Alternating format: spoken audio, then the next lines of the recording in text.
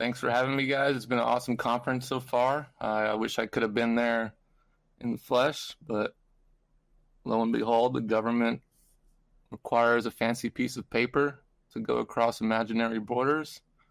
So, unfortunately, I couldn't be there. So, today I'm going to talk about a topic that I've been really interested in the last couple of years. I've been in Bitcoin and the crypto space for quite a while. And in the most recent years, just got a lot more interested in threat models and how these systems can be attacked and pretty much how to attack them, because the best thing to do is to learn how to attack them before our adversaries can, so we can find out how to mitigate and how to defend against any attacks.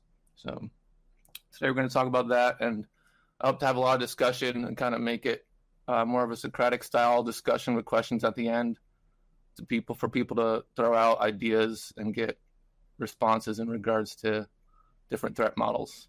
So this is going to be more of a general talk about proof of work in general rather than just Monero, but we'll be talking about specifics in Monero in regard to certain aspects that Monero has that guards against 51% attacks.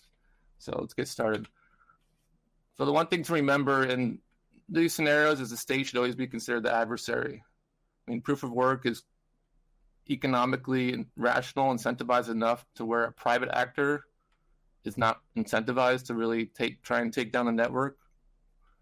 If you're going to amass enough mining power to do a 51% attack, you might as well just join the network rather than try and go against it. And so the state incentive is that they want to control the flow of money, and they want to control economic activity and information. And they have an economically rational incentive in regards to control, where a free market participant doesn't have that incentive. They don't really care to control, economic activity. They just want to participate. So the state should always be considered the adversary.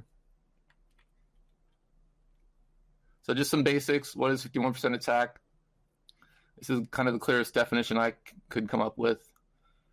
An adversary controlling 51% of the hash power with the intent to censor or double spend transactions and damage the utility of the network. So a miner could have, miner could have 51% of the hash power. It's very profitable to be majority miner. But if they're not censoring or double spending, then it's really not an attack. It's, the system works fine. It's a risk because it's a centralization of hash power, but if they're not directly attacking it, it's not a big deal. So that intent to damage the network is really what we're talking about here. What can 51% attack accomplish? Again, double spending, which is sending the same amount of money twice. I send, 50 Monero to an exchange. I sell it on the exchange, and then I double spend using 51% of the hash power to, what you would call reorganize that block, and then the transaction is no longer on the chain. I have the 50 Monero, the exchange doesn't, but I have the whatever I sold or whatever product I bought. Censoring transactions, so therefore it would be certain transactions you don't want to be processed would not be processed. So this is more likely in a Bitcoin proof of work scenario where the blockchain is transparent. So let's say a state actor has 51% of the power. They say, all right, these transactions from North Korea are going to get censored. If you produce a block that has this UTXO in it, it's not going to get built on. We're going to reject that block and ignore it.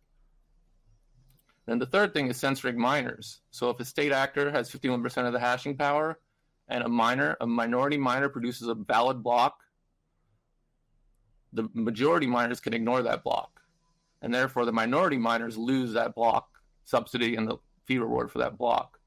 So if I'm mining blocks that the state doesn't like and they have 51% of the hash power, they could ignore my block and just continue building on the heaviest chain that they create because they have the most hash power. So it's essentially 51% attacker chooses who gets paid in that regard, because you can censor blocks if the block contains things that you do not agree with, that the attacker or censor does not agree with. Identifying 51% attack. these are a few things. I'm sure there's more, but these are the ones I were most obvious to me. A high number of orphan blocks. An orphan block is a block that's valid but is later disregarded as being part of the longest chain. And so this can happen organically in the network with two blocks being found, at, let's say, two different sides of the earth, and then another block is found on top of it. And so the first block that was found gets disregarded, and the newer block with two blocks on it, that's the longer chain, gets propagated on. And then it could also happen 51% attack, where again, I was just saying, a miner or state actor with 51% can ignore certain blocks that have certain transactions in them where they don't like, and they could just ignore any block and then continue building because they have 51% of the hash power. They're producing the most work. Nodes follow the most work. It's just how the system is designed. Like, again, valid blocks not being mined on, similar thing to orphan blocks. And then deep reorgs of the blockchain. So that's like double spending. So let's say your transaction has like 5 or 6 transactions, and then suddenly it has 0. That means the blockchain has been reorged by either an adversary or just a chain split. Okay, so mitigating. This is when it gets interesting. Significant energy usage. So proof of work mining is really the energy put into it. If you have, one miner using one computer to secure your blockchain, it's weak. It's not much energy behind it. So significant energy usage is one of the most important things. Second most important is highly distributed, high distribution of that miner or energy. And so in regards to Bitcoin, you have these giant data centers of mega miners popping up in US and Canada and Europe. These are a huge security risk because they're easily identifiable. They're usually registered with the state. They're usually, could be licensed in the future. They're already trying to tax them. They're easily taxable. And so having these huge data center miners is not conducive to security of the network. Accessible mining hardware. So ASICs, I understand the argument for ASICs and why they're good, and I also understand this is why they're bad. It's hard to run ASICs. You need 240 volt. You can't run on house current. It takes a lot of noise. It incentivizes a more industrial scale mining. And so, the normal person can't just easily buy an ASIC and plug it in and run it. Whereas CPU mining, you just hold CPU hanging around, just plug it in, start mining. You don't need any special electricity, you don't need any special, ventilation, any of that. And another part where people I don't think realize is plausible deniability. So if I'm buying an ASIC and importing it from China, the SHA-256 ASIC, they're going to know exactly what I'm using it for. And I say, well, why are you buying this? Are you licensed with the government to use this, to mine on this device and not process illegal transactions? So they're going to know. Anyone who's mining a SHA-256 ASIC, there's only one reason to buy that. For ASIC, like Monero, if you're buying a bunch of CPUs, there's 100 reasons why you're buying a bunch of CPUs. They can't prove or even assume that you're going to be using it to mine Monero. So plausible deniability is a huge point when you're facing a state adversary in any relation, not just in mining. A uniform UTXO set. So again, Bitcoin is transparent. UTXOs can be differentiated. Monero, on the other hand, it's homogeneous. All UTXOs, you can't differentiate them. And so the fungibility is there. We'll talk about more of this later when we get into the fee incentives. And then the last thing with mitigating is disregarding laws and regulations. If your miners and nodes are not willing to break the law, they're useless. Because any moment, the state could say, you'll go to jail if you're caught mining Monero, or if you're running a Monero node, or if you're running a Bitcoin node. And so the distinction between here, white market and black market, is a crucial one. Because the distinction between white market and black market is crucial because any white market participant is by definition going to adhere to any state regulation or permitting. Black market by definition is not going to. They're going to be willing to break the law and do as they will in a free market. And so white market is always going to be a security risk. And I say this on Twitter a lot, white market hash is a security risk, and the only secure hash is black market hash, because the black market hash is willing to go against and disregard laws and regulations concerning their activity in the free market.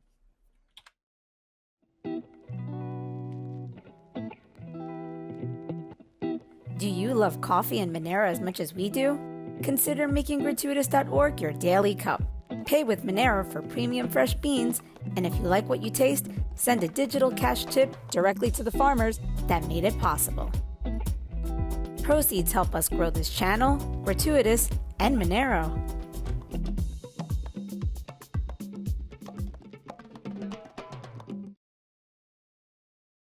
This little meme I made about it, and I think captures it quite well. It just highlights the fact that white market miners are a security risk, and white market miners, more often than not, build these giant mining farms that are easily identifiable, easily seizable, easily exploited. So let's say a 51% attack happens. It's the state actor has gotten the percentage, and we're knee deep in a 51% attack. The only solution in a proof of work system that doesn't require a hard fork is the fee market pressure of the network. And so let's say a state actor has 51% of the network.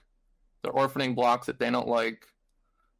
The only defense a proof of work network has is enough transactions enough fees from censored transactions that incentivize black market miners to put new hash online to reap those fees and out-hash the attacker. And so in Bitcoin, it's a little more obvious because you have the UTXO set that is transparent, and so the state actor is censoring any transaction that they don't like, and they're allowing certain transactions to go through. And so the fee pressure from those censored transactions needs to get to the point where black market miners or free market actors are economically incentivized to add more hash to the network and out-hash a 51% attacker. And this is no guarantee, but this is the only method other than a hard fork. And it makes sense. It's economically rational. And in regards to proof of stake, also, this is not possible. So in a proof of stake network, when 51% of the stake is obtained by a central actor, there's no way to outstake them because they're always going to be getting more stake than everyone else. The reason proof of work works is because it's an external validation method where you can actually add more physical energy to the network. A proof of stake method, the consensus is ingrained within the network. The token is the consensus, and the consensus relies on the token. And so proof of stake is really a non-starter, in my opinion, in regards to 51% attacks. There is no way to overcome an attacker without hard forking on 51% on a proof of stake network. Proof of work allows you to add energy, out-hash the attacker, and reap the rewards by the censored transactions. The hard fork methods change the hashing algorithm. That punishes every miner, not just the attacker. And so you kind of, napalm, the whole entire network, and every miner gets destroyed. It's not really a great solution. It's kind of a last-ditch effort. Change consensus mechanism, same thing. It punishes all legitimate miners and black market miners, not just the adversarial miners. And then breaking the heaviest chain. In Bitcoin, I don't think this is possible in Monero, but in Bitcoin, there's a RPC command where you could called invalidate block, and you can manually go in and invalidate a certain block, even if it's valid, and your node will now will not follow that chain. It'll assume that block is invalid, even if that chain has the heaviest, most work done to it. It'll manually go in and fork off from that block, which essentially breaks the heaviest chain rule in proof of work, which is the fundamental consensus and coordination method of the system. And so these three methods aren't great. And again, Monero, I don't think Monero has a invalidate block type command. So again, hard forking is not the best method, but it's a kind of a last-ditch effort. You really want to have the economically rational method. Here's kind of a really simple graphic that I was inspired by Eric Voskuil, who's a great thinker in this space in regards to adversarial thinking and economic incentives, and I'll source one of his books at the end. But this was based on something I saw he presented, and this is the basis of the security model for proof of work. When Satoshi put together Bitcoin, he essentially created a free market for block space. And what miners are doing is they're selling you confirmations via block space, and users are purchasing that block space with transaction fees. And this is the free market. Miners are selling block space, users are buying block space. It's very simple. This is what the security model is based on. If miners are selling block space and no one wants to buy it, the network's not secure. No one is using it, and vice versa. If users are wanting buying block space and there's no one offering it, the security model breaks down as well. These are a few caveats that I think are important that some people might not agree with, but the tailing mission with Monero, I don't fully agree that it adds to security of the network, especially under 51% attack. And because under 51% attack, the attacker is going to get paid the subsidy anyway. There's no way to prevent the attacker from getting the subsidy. So they're by default getting paid to attack the network because there's a tailing mission and a subsidy. And also, if you have 51% attack, the attacker chooses who gets the subsidy. So if a minority miner mines a block and that 51% majority doesn't want them to have that subsidy, they just ignore that block, orphan it, and build on their own chain. And so the attacker chooses who gets paid when they have 51% of the attacker. And the attacker is always going to get paid the subsidy if they have 51% because they choose who gets paid. And on Bitcoin, same thing. And then this is kind of far out there, but in regards to like the UTXO set where Bitcoin, you can see what's happening, UTXOs, it's transparent, Monero, you can't. In some possible way, the state could require you to offer or provide your view keys along with your transaction for them to process your transaction and put it in a block in the scenario where they have 51% of the hash power. And so like using transaction extra field, they'll say, oh, we'll only process transactions if there's a view key provided in the transaction extra field. And so that would feed back into the fee pressure mechanism where they're not processing transactions that have the view keys or don't have the view keys, I should say. So I don't think it's a reality. And again, Monero, based on just having ASIC resistance, having more distributed mining, not centralized mining, and having transparent uniform UTXO set and being completely anonymous really adds to the defense against 51% attack. I went kind of quick. I hope there's a lot of questions. This is, you can contact me on Twitter. This is the book. I got a lot of this information was inspired and derived from Crypto Economics by Eric Voskuil, who's probably the foremost thinker in these threat models and adversarial actors. This book is a must if you're interested in this kind of thing. So I recommend it. You can find it for free on his GitHub, and I think it's free on as digital PDF as well. So that's it.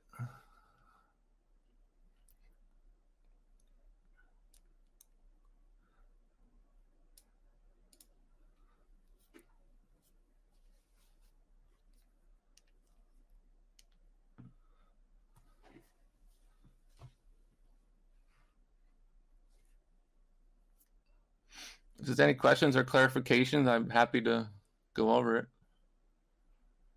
Yeah, Matt.